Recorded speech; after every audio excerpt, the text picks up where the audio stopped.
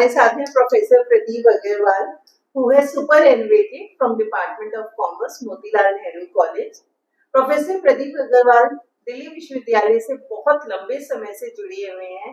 अगर सही मायने में कहूँ तो बचपन से ही जुड़े हुए हैं, जब वो अपने पिताजी की उंगली पकड़ के देशबंधु कॉलेज के प्रांगण में घूमा करते थे। Shri Ram college of commerce और दिल्ली स्कूल ऑफ इकोनॉमिक्स से पढ़े हुए हैं और आप रिटायरमेंट सुपर एनुएशन के बाद बहुत सारी समाज सेवी संस्थानों से भी जुड़े हुए हैं।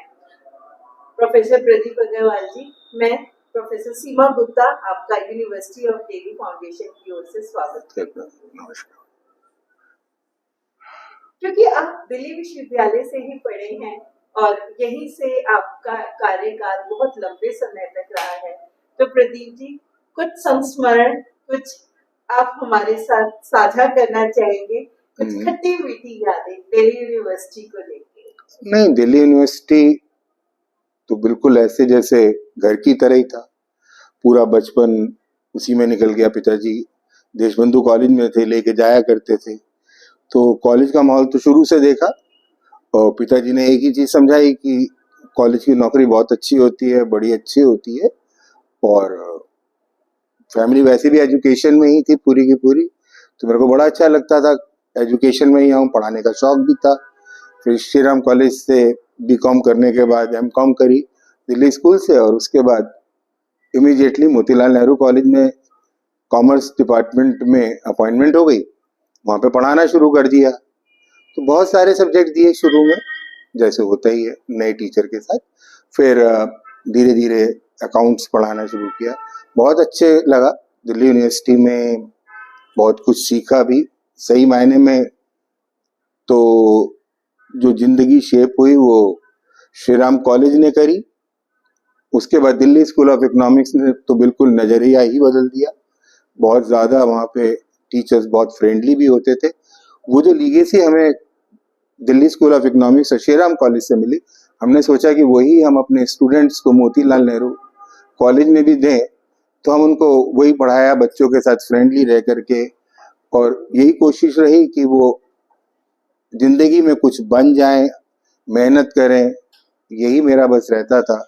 कॉलेज में भी बहुत सारी एक्टिविटीज में जुड़ा रहा, बस काम करता रहा। फाउंडेशन से आप कैसे जुड़े? फाउंडेशन के बारे में सुना था, फिर धीरे धीरे पता लगना शुरू हुआ। एक दो लोगों से बात हुई, वाइस चांसलर साहब का पता लगा। फिर एक फंक्शन हुआ था जिसमें मोदी साहब आए थे।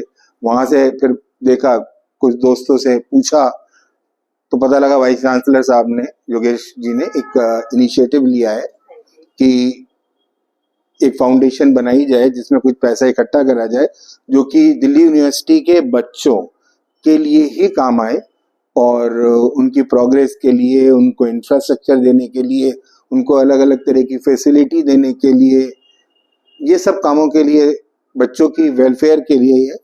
और हमारी सरकार का भी एक विचार है कि एजुकेशन को धीरे धीरे थोड़ा सा सेल्फ एम्प्लॉय, इसको बिल्कुल अपना सेल्फ सस्टेनिंग बनाया जाए, लोग अपने आप सेल्फ कंट्रीब्यूटिंग करें, तो उस लिहाज से भी बहुत अच्छा है।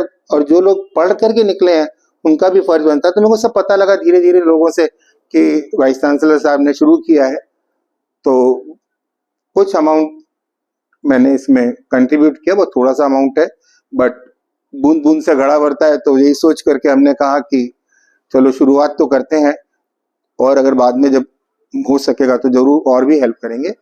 पर उम्मीद है कि फाउंडेशन में अच्छे काम होंगे, आगे अच्छी तरीके से काम होगा, और पैसा भी इकट्ठा होगा, और बाकी लोग भी कंट्रीब्यूट करेंगे। तो फाउंडेशन से बेसिकली वाइस चांसलर साहब का इनिशिएटिव था, एक दो जगह उनका वक्तव्य भी सुना मैंने, तो वहां से पता लगा। तो प्रोफेसर प्रदीप जी, क्या आप और संस्थानों से भी जुड़े हुए हैं और इस तरह के डोनेशन और कॉजेस आप करते आए हैं? ये तो थोड़ा सा समाज के लिए करना ही चाहिए। हर व्यक्ति को समाज के लिए, जिस समाज में हम रहते हैं उस समाज के लिए कुछ ना कुछ तो कार्य करना ही चाहिए।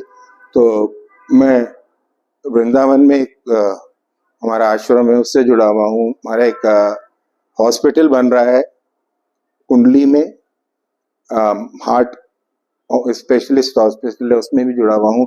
और धार्मिक संस्था है हमारी खाटू श्याम दिल्ली, उसमें भी जुड़ा हुआ हूँ। ऐसे थोड़ा सामाजिक कार्य करते रहना चाहिए। दिल्ली की रामलीला कमेटी है, उसमें भी मैं जुड़ा हुआ हूँ। तो रिटायरमेंट के बाद इन सब चीजों से मैं थोड़ा ज्यादा जुड़ गया।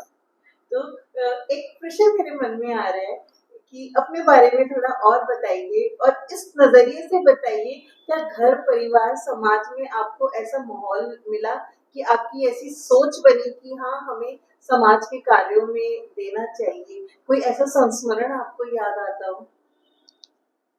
नहीं, जैसे अभी आपने पूछा संस्मरण की बात, तो अभी जैसे पीछे कोविड हुआ था, तो कोविड के अंदर बहुत लोगों को बहुत सारी जरूरतें पड़ी।